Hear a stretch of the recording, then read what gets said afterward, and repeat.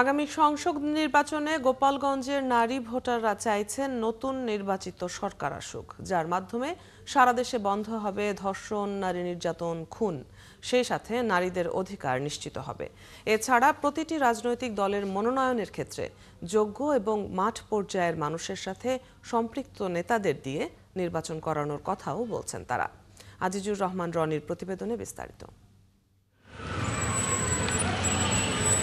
নির্বাচন নিয়ে নানান হিসেব কষছেন গোপালগঞ্জের বিশ্ববিদ্যালয়ের শিক্ষার্থীরা।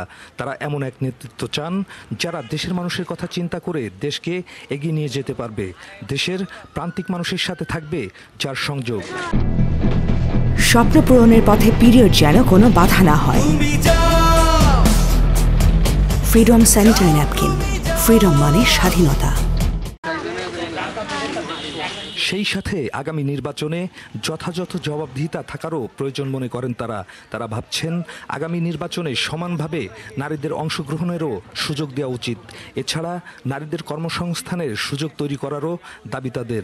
আমরা অবশ্যই চাবো, পূর্বে আমাদের সাথে কাজ করেছে, আমাদের মানুষের জন্য দরদ দেখিয়েছে, এরকম কোনো মানুষ যদি নারীর ক্ষমতায়ন আমাদের নির্বাচনে নির্বাচিত হয় তাহলে আমাদের জন্য অনেক সুবিধা হবে। এরকম একটা লিডার যে আসলে কোনো ধরনের পার্শিয়ালিটি করবে না, যে আসলে সবাইকে আসলে একই রকমভাবে দেখবে, সবাইকে যথাযথ মূল্যায়ন করবে, সবার স্বার্থটা রক্ষা করবে, আমরা এরকম একটা অভিভাবক তুল্য আসলে নেতা চাই। নারীর যে সুযোগ বঞ্চিত বা প্রান্তিক জনগোষ্ঠীর যে নারীরা শিক্ষা গ্রহণ করছে চাকরির আশায়, সেই নারীদের যাতে চাকরি নিশ্চিত হয় সেই বিষয়ে আমাদের লক্ষ্য রাখতে হবে। আর দেশে নারী নেতৃত্ব প্রয়োজন, এমনটা বলছেন জেলা নারী শিক্ষক, চিকিৎসক ও রাজনৈতিক নেত্রীরা। আগের মতো নির্বাচন নয়, বরং জনগণের রায়ে নির্বাচিত সরকারও চান তারা। জনগণের সাথে সম্পৃক্ত নয় এমন কোনো ব্যক্তিকে নমিনেশন দিলে তারা হয়তো নিজের উন্নয়ন ঘটাবে, কারণ তাদের জনগণের সাথে সম্পৃক্ততাই নেই। এজন্য জনগণ যাদের এতদিন যারা মাঠে ছিল, যারা নির্যাতনের শিকার হয়েছে, প্রতিহিংসার শিকার হয়েছে, এমন কাউকে নমিনেশন দেওয়া উচিত।